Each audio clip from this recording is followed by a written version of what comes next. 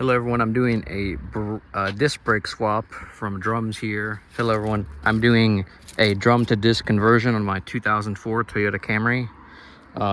This one is built in Kentucky. I will be trying to walk you through the steps and process of this. Please excuse me if my the way I'm talking is a little strange. I'm not really one to do videos very much. But I will try and walk you through the process of how to do this properly and the easiest way possible. First of all, obviously what you want to do is you want to jack up the vehicle. You want to jack it up pretty high, because what we're going to do, instead of disconnecting the parking brake here from this drum assembly, I'll try and get this to come out real quick. Give me 1 second. Alrighty, now with the drum off here, it took a bit of persuasion. Also, if you have trouble taking off these drums, it also applies for when you're taking the disc brakes off the donor vehicle. Is that these holes here, you can get some screws from any auto parts store. The correct thread and pitch size is going to be an M8-125. I will try and, I believe I have one on here. Thankfully, I already adjusted these about a week ago or so they were pretty loose. Also to make sure when you're jacking up the car, make sure after the vehicle's on stands, you have wheel chocks in the front. I'm using ramps. And turn off your parking brake, obviously, because otherwise these are not gonna come off. So we're gonna do this the easiest possible way you can do this. And that way we're gonna do is, instead of taking the parking brake cable out of this assembly right here and transferring it to the new assembly, especially if you've got I've got a complete assembly over there with the backing plate and everything, especially if you have the complete assembly and you're using a donor vehicle and you can't get those hubs out of the assemblies for the life of you, like me, we're gonna do this easy way. We're gonna disconnect the parking brake cable from above the resonator, and we're just going to slap them in, and I'll show you how to do that here shortly. But first of all, what we want to do is we want to loosen all four. There's going to be 4 of these bolts on each corner that holds the hub assembly on. It's going to be a M14, or sorry, a 14 millimeter bolt, 4 ways around. And then I will get these off here for you, and I will show you my setup. Alrighty, so first of all, we're going to take out these bolts now. I'm using a Milwaukee 1/2-inch stubby with a 1/2-inch to 3/8 extension. And sorry, I only have chrome sockets for my 3/8. I'm using a 3/8 because the 1/2-inch physically will not fit through this hole. So we're gonna undo these bolts now.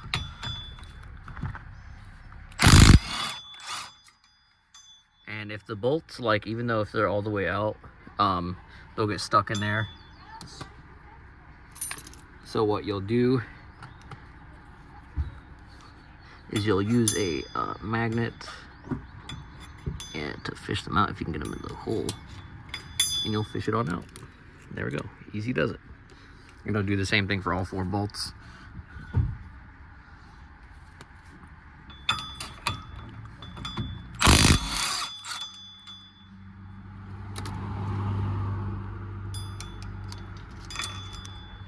Alrighty, now we have all the hub bolts off. So next what we're going to do is we're going to use a slide hammer, and we're going to use our lug nuts here to pull this thing out, so we can do it as, with as little hassle as possible, and get this thing on out. So let's go ahead and do that, and I'll show you guys the setup. Alrighty, so this is the setup with the slide hammer. Obviously we have them put on the bolt with our lug nuts. Don't go too far past hand tight, because sometimes these lug nuts will seize up against this, and it'll be pretty difficult to get off, especially if you're not doing this with an impact. So I strongly recommend you do it like that. Yeah, so we're gonna get this thing taken off, and I'll show you guys.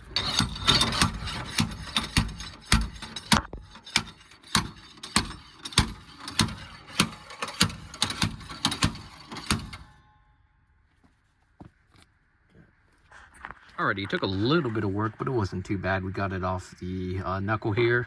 So now what we're going to do next is we're going to free up this brake hose. And we're make sure it's going the right direction. That is tightening. We want it to be loosening. So we're going to get that on there.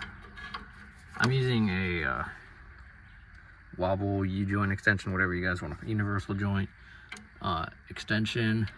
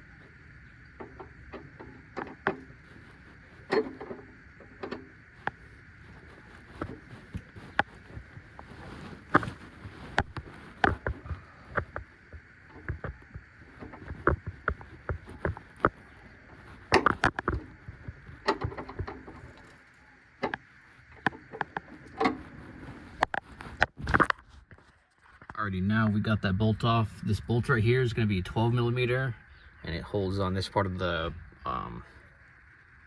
brake hose for the drum assembly. And we're going to take this off. This is going to be 10 millimeter, so get yourself a nice flare nut wrench. This is, well, I wouldn't call it nice, but it's an O'Reilly's brand one. And then we're going to undo this. There's going to be quite a bit of brake fluid coming out. I'm not too worried about it, but during this time, or maybe before you do this, I would prep your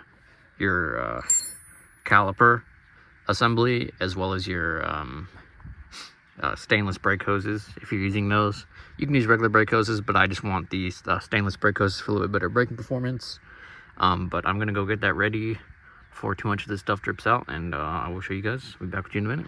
Alrighty, and then you're gonna put on your caliper, and you're gonna make sure to hang it. Even though these are stainless brake hoses are still vulnerable, so you want to make sure they're at least hanging.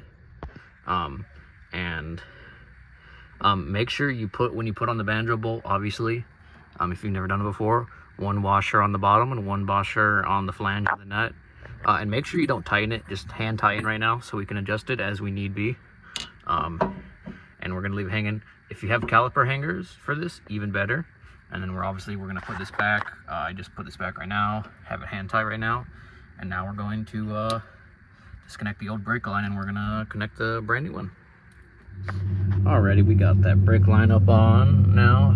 Obviously, not without a bit of sacrifices, but it is definitely on. So one thing I didn't know is that there's this clip right here, and you kind of have to pry it off for this thing to come down. And then when you're inserting the this brake hose back, you push it back on up, then you push that clip in to this. There's gonna be a little lip. That's gonna hold it. It's gonna suspend it upwards, so you can secure that brake line. But otherwise, everything is a-okay. And and we're gonna keep rolling. Alrighty, we're currently under the vehicle, so you're gonna want to undo. I'm currently on the driver's side currently, because it's the only way to access the car, because it's the sidewalk. But you're gonna want to undo this bolt right here, and then you're gonna undo these 2 bolts. Sorry, these 3 bolts. There's gonna be 2, one right there, one right there, and then there's gonna be one. It's kind of hard to see right there. And you're gonna take off this cover here. This is where you're gonna disconnect the parking brakes, because you can see this is where they come. Also, make sure, I'll say it when I'm reinstalling the cables, but when you're reinstalling the cables, make sure they're crossed and they're not straight, because if they're not crossed, the parking brake cables won't have enough length. Sorry, I had to cut myself off there. There were some neighbors walking by, but yeah, they won't have enough length and the parking brake won't work properly. Anyways, I will show you what it looks like when it's off. Alrighty, this one took a little bit longer, but as you can see, we got the cover off. So then you're gonna want to disconnect these 2 bolts holding the cables in, and yeah, that should be it. And then we're going to disconnect them from this intersection point. You can kind of see how they come off. You see how there's that little gap there. You're gonna move the parking cables between there, and you're gonna pull them up, and they're gonna come right on out. It's gonna be nice and easy. Like I said, this is the easiest way possible to do it. If you don't really want to touch the drums, because to be honest, all of us are doing this because are either for looks or because we don't like working or don't know how to work on drums. So I'm trying to make this as painless as possible, and this is the way how we're gonna do it. So I will see you guys when I do this. Alrighty, now to recap a bit here. I got the new to me cables in from the new assemblies. I decided to do both of them here now, even though I don't have the other assembly taken apart yet. Mostly because I don't want to come back under here another time, because my fingers are cramping because I'm not well hydrated. By the way, if you're under here, drink a good bit of water and wear some glasses. Even with my glasses on, I'm getting quite a bit of debris in my face, so yeah. Definitely have glasses on when you're doing this, otherwise you're gonna get a bunch of shit in your eye. Otherwise, put the cables on. Also, putting the round part and into here, make sure these aren't, bolt these up after you have them inserted into here, otherwise they won't reach, and it'll be a pain in the ass, and you have to undo this shit again. Yeah, so, and then make sure these are really tight, just so they're secured properly. And then now we're gonna put the cover back on. And then we're gonna get back to reassembling this crap. But like I said, I advise you do both the cables while you're under here. I did this when I was taking apart this off the donor car, and I'm doing it now because my jack stands actually as high as they go. My jack doesn't go that high, so I'm really doing with what I can right now. But anyways, we're gonna get back to it. I will see you guys in a minute.